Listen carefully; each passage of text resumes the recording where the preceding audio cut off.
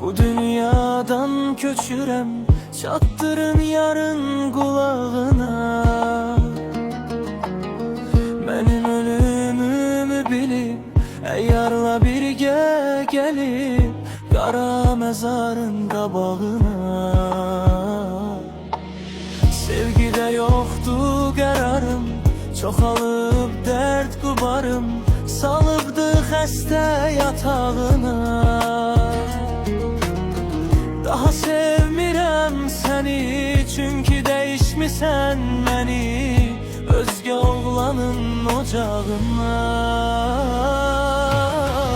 Zəhərli şərab içirəm, bu dünyadan köçürəm. Çatdırın yarın qulağına, mənim ölümümü bilib əyyarla birgə gəlib qara məzarın qabağına. Zəhərli şərab içirəm, bu dünyadan köçürəm. Çatdırın yarın qulağına,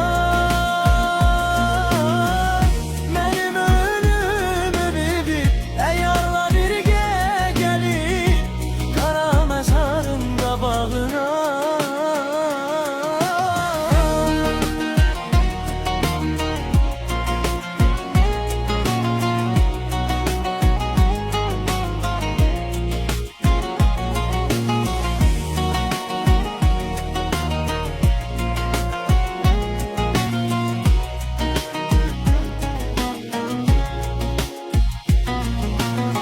Sevgidə yoxdur qərarım, çoxalıb dərd qubarım, salıbdı xəstə yatağına.